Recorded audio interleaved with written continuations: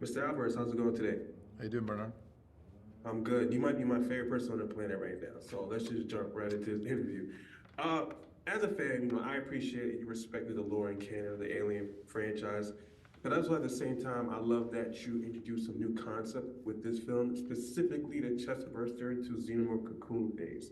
I want to know, why did you feel you had to introduce that with Romulus, and if there was any inspiration of in bringing that to the big screen and letting us see what that would actually look like.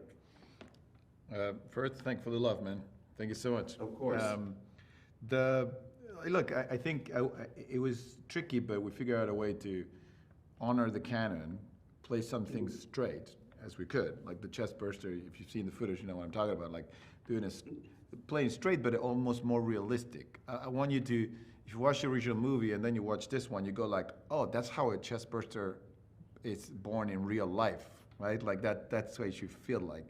And then when it comes to adding new things, I want to do it in a way that didn't betray or contradict the other movies, that I could do it in a way that you go like, well, you cannot argue that did not happen in the first movie. Maybe it didn't, but we missed it, right? So the cocoon phase made sense to me when something changed shape and grows so fast, so quickly. Actually, I haven't talked about this to anybody, but when you look at the footage, you'll see that the cocoon is actually kind of spread it into the ship, and the tubes and the electricity and a lot of the energy and things are kind of turned into the cocoon. There's like a strange, if you look at the wall, you don't know when the ship ends and the cocoon starts. Because I thought, where is the creature taking all its energy and matter to become so quickly? So like, it must sucked it from the ship itself, and then it's born. It has all this biomechanical stuff in it, right? You know, when you look at it, it has some tubes in the side. So I was like, oh, it's like an amalgamation of organic with the ship, and I was excited by that. And I thought, well, let's go for it and do it. And also, plus, well, let's give it this crazy, slightly perverse look that is inspired by old Giger's work, right?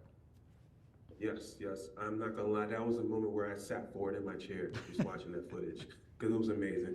Now, in the previous film, the biggest complaints usually come around about the characters and sometimes how they're very insequential, inconsequential to the story, helping the story move along. What steps did you take to ensure that fans will actually care about these characters in Romulus and not look at them as just, xenomorph incubators? Though, well, look, I think ideally you create characters that are real, that are not just someone that's there to die. A lot of it has to do with the relationship among each other.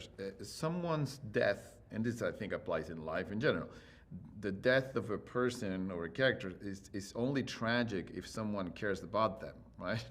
When no one cares about them, when no one loves them, when no one knows they exist, sure, they died, what are you gonna do?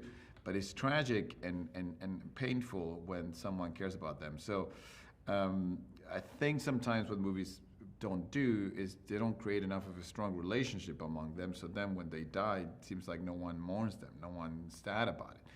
And so here I just want to make sure that when a character, didn't matter who they were trapped on the other side of a door and the creatures come in, that everybody else is freaking out and will be, and the question is like, would you open the door? Would you get in there with them? Would you risk your life? How much you really like them? You say you love them before, if maybe a couple of scenes ago. Now, are you going to risk that you die for them? And those are the human questions that good horror poses usually. Wow, who would I be? Would I be the one that froze and ran away, or would I be the brave one that went inside and maybe died with the other one? Just those are the good questions, and that I think good characters should do. The relationship between them should help pose those questions to the audience. Awesome. I would have left him in the door. I'm sorry. I wouldn't have opened it. I'm going to let you go off this question. Dan Trachtenberg revitalized the Predator franchise with Prey. And honestly, I feel you're about to do the same with the Alien franchise with Romulus. Now, I wouldn't be a fan if I didn't ask. Is there a possibility you two geniuses can get together and somehow make these two franchises work together? Or do you possibly feel that, they should just stay on their separate track or their separate paths? I think the question is really for you. Would you like to see that? Oh, I would love that. Cool. Yeah, because I think some people don't, some people care more than others about AVP. Some people love it. I remember watching the first movie in Amsterdam, 2004, for the first time. Actually, I told the story already, full disclosure. It was the first time I smoked pot in my life, and I went into that, watched that movie, and I thought it was the best movie I ever seen in my life. Once, the movie, and I was like, then thinking about it, I was like, oh, there was some issues on the last part of that film. But I think there's definitely merit to it, and and Dan and I are good friends, and I definitely I think there's something that if you guys really want to see it, I'm sure the studio will provide, and I'm sure Dan and I will be happy to figure out a way to do it right. We want to see it. Trust me, we do. Cool. Fede, it was a pleasure talking with you, nerding out with you about this franchise. Likewise, The man. footage I've seen was fantastic, and I Thank can't you. wait to see the whole movie next week. Thank you. Thank you so much, man. You're welcome.